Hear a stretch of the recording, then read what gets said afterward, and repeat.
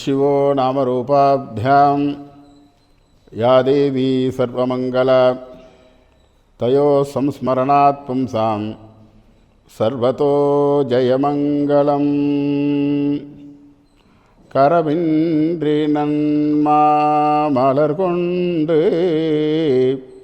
இரவும் பகலும் தொழுவார்கள் சிரமொன்றிய செஞ்சடையான் வாழ் வரமா மயிலாடுதுறையே. நம பார்வதீபதையே. தென்னாடுடைய சிவனே போற்றி. எல்லாம் வல்ல உமையொருபாகனுடைய பெருங்கருணை திருவருளும் குருவருளும் துணை நிற்க இன்றைய தினம் துலா மாதம் பிறந்திருக்கு. மாத சங்கிரமணம். இன்னிலேருந்து துலாஸ்நானம் ஆரம்பம். துலாஸ்நானம்ங்கிறது காவேரிக்கு ரொம்ப விசேஷமான ஒன்று. தலக்காவேரியில், மைசூரில் தலக்காவேரியில் உற்பத்தியாரா காவேரி. அங்கே காவேரிக்கு விக்கிரகம் பிரதிஷ்டை பண்ணி பூஜை பண்ணுறா. அந்த அம்பாளுக்கு 108 நாமாவளிகளால் அர்ச்சனை பண்ணுறா. அஷ்டோத்திர சதநாம அர்ச்சனை பண்ணுறா. அதில் சோழதேச வரப்பிரதாயினி நமஹா அப்படின்னு ஒரு நாமாவளி வருது. சோழ தேசத்தை வாழ்விக்கிறவ அப்படின்னு. என்னென்னா மைசூரில் உண்டானாலும் அங்கேருந்து வர ஏரியாவில் பூரா பாசனம், அவளுடைய தண்ணீர் பாசனம் இல்லை. இங்கே கரூர் தாண்டினத்துக்கு அப்புறம்தான் பாசனம், காவேரி தீர்த்தத்தில் பாசனம் நடக்கிறது. கரூர், திருச்சி, தஞ்சாவூர், மாயவரம், சிதம்பரம் வரைக்கும் அவள் தான் வாழ வைக்கிறா. எல்லாருக்கும் அன்னப்பிரசாதம் தரா. அவளுடைய மகிமை ரொம்ப அபூர்வமானது, காவேரியினுடைய மகிமை. ஏன்னா அகஸ்தியரால் உற்பத்தி பண்ணது அவர். இந்த தட்சிண பாரதத்தை வாழ்விக்கிறதுக்காக அகஸ்தியர் அவருடைய கமண்டல தீர்த்தத்தை பிள்ளையார் கவுத்து விட்டுட்டார். காக்கா உருவத்தில் வந்து இங்கேயே இருக்கட்டும். அந்த கங்கையை எடுத்துன்னு வரார்.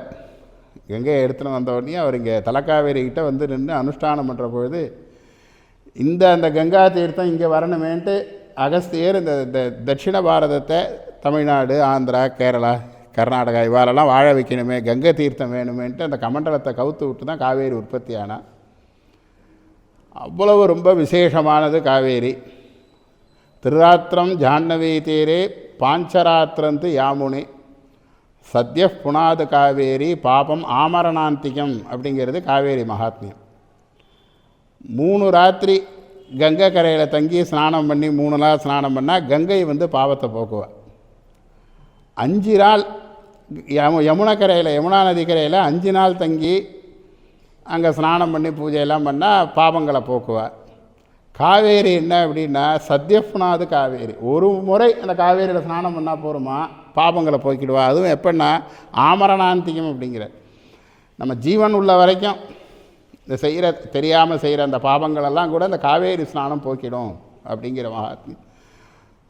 இந்த உற்சவம் ரொம்ப பிரசித்தமானது மாயவரத்தில். ஏன்னா கங்காதி தீர்த்தங்கள், கங்கா, யமுனா, நர்மதா இந்த மாதிரி தீர்த்தங்கள்லாம் பாவங்களை போக்குறதுல ரொம்ப பிரசித்தமானது, லோக பிரசித்தமானது. உலகத்தில் எல்லா மூலையிலேருந்து வந்து அங்கே கங்கையிலையும் யமுனையிலையும் ஸ்நானம் பண்ணி அவளுடைய பாவத்தெல்லாம் போக்குறா. எல்லாருடைய பாவத்தையும் வாங்கி வாங்கி கங்கா, யமுனா, சரஸ்வதியெலாம் கருத்து போயிட்டாலாம். அவளோட பாப மூட்டை அவளை சேர்ந்து நடத்து. பாவா எங்களுக்கு பிராயச்சித்தம் என்ன அப்படின்ட்டு காசியில் விஸ்வநாத சுவாமியை கேட்குற பொழுது அவர் அந்த 3 நதிகளையும் 3 பெண்களாக மாற்றி அழிச்சுட்டு இங்கே மாயவரம் அழிச்சுன்னு வந்து இங்கே காவேரி கரையில் அவளை தங்க வச்சு அவளுக்கு உபதேசங்கள்லாம் பண்ணி அவள் இந்த ஐப்பசி 1லேருந்து 30ஆம் தேதி வரைக்கும் 30 நாளும் காவேரி ஸ்நானம் பண்ணி மாயூரநாத சுவாமியை தரிசனம் பண்ணியிருக்கா. அவளுடைய பாவங்கள்லாம் போணுதான். என்ன விசேஷம்னா கங்கை யமுனை சரஸ்வதியினுடைய பாவங்களை போக்கின அளவுக்கு பவர் உள்ளவ காவேரி அப்படிங்கிறது இதில் உள்ள விசேஷம். இதனால் நித்தியமே இப்போ மயூரநாத சுவாமி இங்கே மாயவரத்துலேருந்து நித்தியம் காவேரிக்கு போய் அவளுக்கெல்லாம் காட்சி கொடுத்து அனுகிரகம் பண்ணிட்டு வரார். ஐப்பசி 30 நாளும் கடமுழுக்கு உற்சவங்கிறது இங்கே ரொம்ப பிரசித்தம்.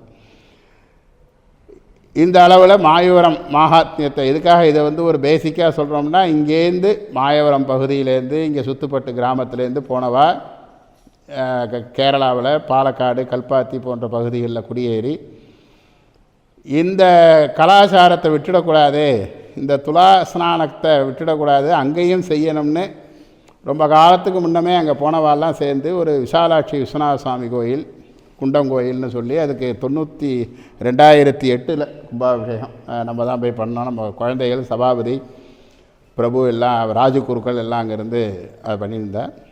வருஷம் இப்போ அங்கே இதே உற்சவத்தை அங்கே நடத்துகிறா. இன்னிலேருந்து காவேரி அங்கே வந்து குண்டம் அந்த நீலா நதி, அது நீலா நதியில் விஸ்வநாத சுவாமி போய் தீர்த்தம் கொடுக்குறார். என்னென்னா இவள் வந்து மாயவரம் உற்சவத்தை கேரளாவில் நடத்துகிறாள், துலா உற்சவத்தை. இதை நல்லா எல்லோரும் தெரிஞ்சுக்கணும். நம்முடைய கலாச்சாரத்தை உலகம் பூரா செய்யணும் இல்லையா? திருவண்ணாமலையில் தீபம் ஏற்றுற பொழுது அமெரிக்காவிலையும் தீபம் ஏற்றுறா, என்ன ஆஸ்திரேலியாவில் ஏற்றுறா. உலகம் பூரா திருவண்ணாமலை தீபம் ஏற்றுற மாதிரி சுவாமி இங்கே மாயவரத்தில் தீர்த்தம் கொடுக்குறத உலகம் பூரா கொண்டாடுற ஒரு பாங்கு இவள் கேரளாவில் செஞ்சுட்டுருக்கா.